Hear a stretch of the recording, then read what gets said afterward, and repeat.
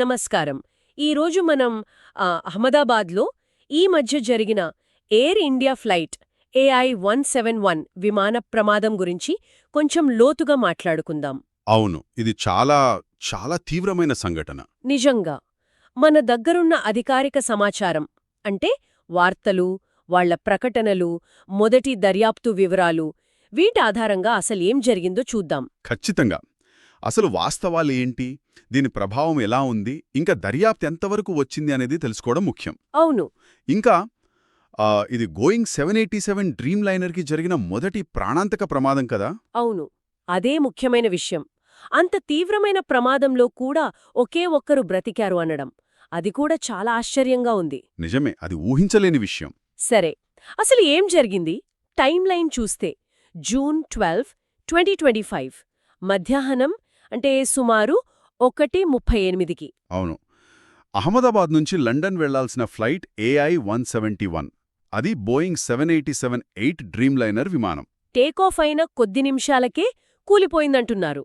అవును, చాలా తక్కువ ఎత్తులోనే, అంటే కేవలం 625 అడుగుల ఎత్తుకు చేరినప్పుడే ఎయిర్పోర్ట్కు దగ్గరలో ఉన్న మేఘానీ నగర్లో ఉన్న బీజే మెడికల్ కాలేజ్ హాస్టల్ బిల్డింగ్ మీద పడింది. ఓ, మెడికల్ కాలేజ్ హాస్టల్ మీద అంటే నేలమీద కూడా నష్టం జరిగుంటుంది కదా. అవును, చాలా పెద్ద నష్టం. విమానంలో మొత్తం 242 మంది ఉన్నారు.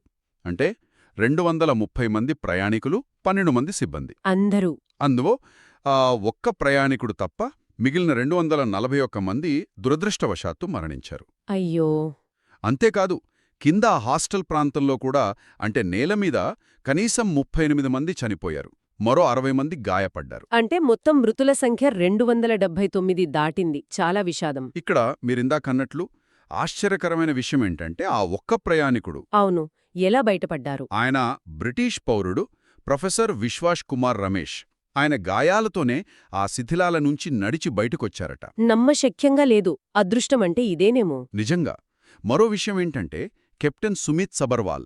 ఆయన గురించి కూడా విన్నాను, చివరి నిమిషంలో. అవును, టేకాఫ్ అయిన వెంటనే సమస్య వచ్చినట్లు గ్రహించి మేడే కాల్ ఇచ్చారు. తర్వాత అంటే విమానం కింద పడేలోపు నేలమీద నష్టం వీలైనంత తగ్గించడానికి ప్రయత్నించారని అంటున్నారు. ఓ, అంటే జనావాసాలు తక్కువగా ఉన్నవైపు మళ్లించడానికి ప్రయత్నించారా? అలాగే అనిపిస్తోంది. ఆ చివరి క్షణాల్లో కూడా ఆయన ధైర్యాన్ని అందరూ మెచ్చుకుంటున్నారు. సరే, మరి దర్యాప్తు సంగతేంటి? ఎవరు చేస్తున్నారు, ఏవైనా తెలిసిందా? దర్యాప్తైతే ముమ్మరంగానే జరుగుతోంది. ముఖ్యంగా బ్లాక్ బాక్సులు 2 దొరికాయి. అంటే flight data recorder, cockpit voice recorder. అవును, FDR ఇంకా CVR. అవి దొరకడం చాలా కీలకం. వాటిని విశ్లేషిస్తే ప్రమాదానికి కారణాలు తెలిసే అవకాశముంది. ఓకే, దర్యాప్తు బృందంలో ఎవరున్నారు? మన దేశం వాళ్లేనా లేక అంతర్జాతీయ సహాయం తీసుకుంటున్నారా? ప్రధానంగా మన AAIB అంటే ఎయిర్క్రాఫ్ట్ యాక్సిడెంట్ ఇన్వెస్టిగేషన్ బ్యూరో వాళ్ళు లీడ్ చేస్తున్నారు. వాళ్లకు సహాయంగా అమెరికా నుంచి NTSB, FAA అధికారులు వచ్చారు. అలాగే UK అధికారులు, విమానం తయారు చేసిన బోయింగ్ కంపెనీ ప్రతినిధులు కూడా. అంతా కలిసి పనిచేస్తున్నారు. ప్రాథమికంగా ఏమనుమానిస్తున్నారు? అంటే కారణమేమై ఉండొచ్చని? ఇంకా ఏదీ ఖచ్చితంగా చెప్పలేరు. ఊహాగానాలే ఉన్నాయి. అంటే 2 ఇంజిన్లు ఒకేసారి ఆగిపోవడం గాని, లేదా ఇంజిన్ల పవర్ అకస్మాత్తుగా పడిపోవడం, ఫ్లాప్స్ లేదా ల్యాండింగ్ గేర్లో సమస్యలు, ఆఖరికి పక్షులు ఢీకొట్టడం కూడా ఒక అనుమానమే. పక్షులు ఢీకొట్టడమా? అంత పెద్ద విమానానికి? అవును, అది ఒక సాధ్యతే. టేకాఫ్ సమయంలో జరగొచ్చు. కాని ఇవన్నీ అంటే ఇంకా నిర్ధారణ కాలేదు. దర్యాప్తు పూర్తవ్వాలి. సరే, ప్రభుత్వం ఎలా స్పందించింది? బాధితుల కుటుంబాల కోసం ఏమైనా చర్యలు తీసుకున్నారా? ప్రభుత్వం వెంటనే స్పందించింది. ప్రధానమంత్రి సంతాపం తెలిపారు. PMO నుంచి PK మిశ్రా గారు సంఘటనా స్థలానికి వెళ్లి పరిస్థితిని సమీక్షించారు. సహాయక చర్యల సంగతి? బాధిత కుటుంబాలకు అన్ని విధాలా సహాయం అందించాలని, ముఖ్యంగా మృతదేహాల గుర్తింపు కోసం DNA పరీక్షలు వేగవంతం చేయాలని ఆదేశించారు. DNA పరీక్షలు ఎంతవరకు వచ్చాయి?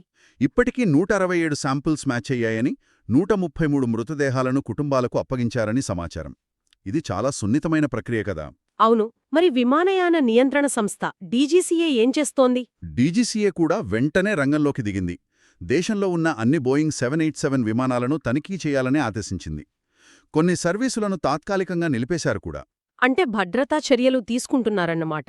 అవును, పైలట్లు, సిబ్బంది ట్రైనింగ్ రికార్డులు కూడా పరిశీలిస్తున్నారు. ఈ ప్రమాదాన్ని కొంచెం పెద్ద చిత్రంలో చూస్తే దీని ప్రాముఖ్యత ఏంటి? ఇది చాలా చాలా ముఖ్యమైన సంఘటన. ఒకటి, కొన్ని దశాబ్దాల్లో మన దేశంలో జరిగిన అత్యంత ఘోరమైన విమాన ప్రమాదమిది. నిజమే. రెండోది, ప్రపంచవ్యాప్తంగా ఎంతో పేరున్న సురక్షితమైనదిగా భావించే బోయింగ్ 787 డ్రీమ్లైనర్కే ఇదే మొట్టమొదటి ప్రాణాంతక ప్రమాదం. అవును, అది విమానయాన రంగంలో పెద్ద చర్చకే దారితీస్తుంటుంది. ఖచ్చితంగా. దీనివల్ల ఆధునిక విమాన టెక్నాలజీ, భద్రతా ప్రమాణాలపై కొత్త ప్రశ్నలు వస్తున్నాయి.